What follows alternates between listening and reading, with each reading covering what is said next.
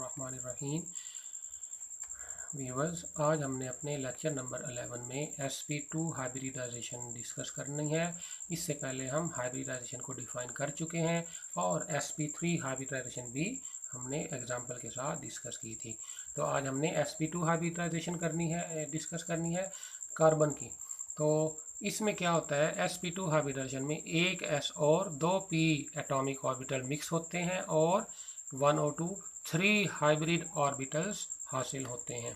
तो ये electronic configuration carbon atoms की है कि ये 2s ऑर्बिटल है। इससे पहले 1s में भी 2 इलेक्ट्रॉन होते हैं, ये 2s में 2 इलेक्ट्रॉन है, 2px 2py और 2pz खाली होता है।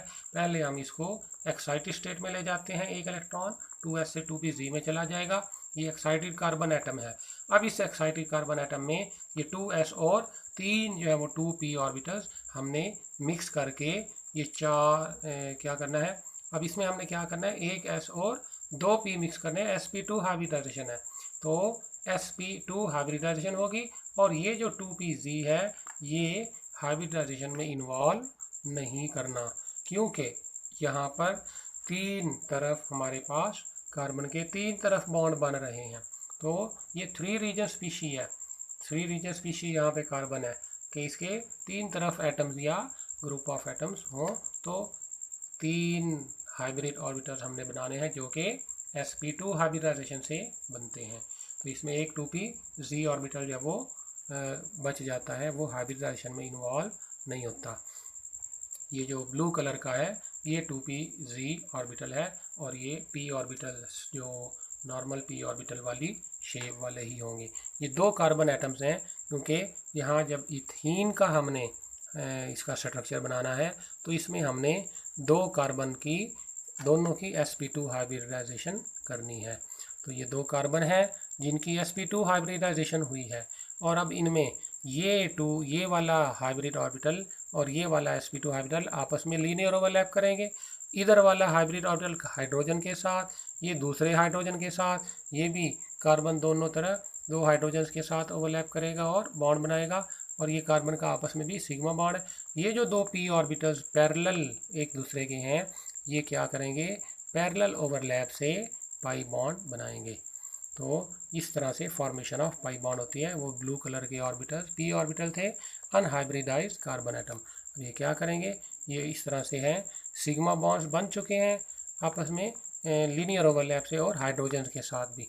तो ये p ऑर्बिटल्स जो 2 हैं, ये वाला और ये वाला, ये करीब होंगे, एक दूसरे के साथ ओवरलैप करेंगे और इस तरह से ओवरलैपिंग के बाद ये पाई बॉन्ड बनेगा। ये लीनियर ओवरलैप से सिग्मा बॉन्ड बना और अबव और बिलो वाला क्या है, पाई बॉन्ड है। तो प्लेनर मॉलिक्यूल जो होते हैं उसमें हर कार्बन जो है वो ट्राइगोनल प्लेनर शेप का होता है with pi cloud above and below the plane. ये पाई क्लाउड है जो कि अबव और बिलो द प्लेन है। Pi bond hinders free rotation about the carbon to carbon bond. यहाँ फ्री रोटेशन रेस्ट्रिक्टेड होती है, वो नहीं हो सकती, क्योंकि रोटेशन तब होगी जब ये पाई बॉन्ड ब्रेक होगा, लेकिन उसके लिए भी बहुत एनर्जी चाहिए होती है। तो इस वजह से ना रोटेशन होगी और ना इसमें वो जो ज्योमेट्रिकल आइसोमेरिज्म आगे हम देखें वो इसमें नहीं होता। फॉर्मेशन ऑफ पाई बॉन्ड ये है। तो समरी इसकी क्या है, sp2 हाइब्रिडाइजेशन में एक कार्बन के 3 तरफ अगर अटैच्ड एटम्स हों या 3 तरफ ग्रुप ऑफ एटम्स हों तो हमने sp2 हाइब्रिडाइजेशन करनी है। और इसमें एक s और 2 p है, तो s करैक्टर 33% और p करैक्टर 67% होगा। और 3 जो sp2 हाइब्रिड एटॉमिक ऑर्बिटल्स हैं, हाइब्रिड ऑर्बिटल्स हैं, वो ट्राइएंगल के 3 कॉर्नर्स की तरफ 120 डिग्री के एंगल पर वो जाएंगे और हर sp2 हाइब्रिड ऑर्बिटल जो है वो इन्वॉल्व होगा सिग्मा बॉन्ड फॉर्मेशन में। रिमेनिंग जो p ऑर्बिटल है वो पाई बॉन्ड बनाएगा और डबल बॉन्ड जो है उसमें एक सिग्मा और एक पाई बॉन्ड होता है। जैसा कि ये नेक्स्ट हमने स्ट्रक्चर जब हम बॉन्डिंग इन इथीन, तो ये बॉन्डिंग इन इथीन है। ये एक कार्बन एटम है जिसके 1, 2 और 3 हाइब्रिड ऑर्बिटल और ये वाला अनहाइब्रिडाइज्ड p ऑर्बिटल। ये दूसरा कार्बन एटम है, इसके 1, 2 और 3 हाइब्रिड और sp2 हाइब्रिड ऑर्बिटल्स हैं और ये वाला अनहाइब्रिडाइज्ड p ऑर्बिटल है। तो ये sp2 लीनियर ओवरलैप से सिग्मा बॉन्ड बन रहा है कार्बन का कार्बन से, ये sp2 और s ओवरलैप से सिग्मा बॉन्ड बन रहा है, ये sp2 और s ओवरलैप से सिग्मा बॉन्ड बन रहा है इधर भी, ये दोनों तरफ।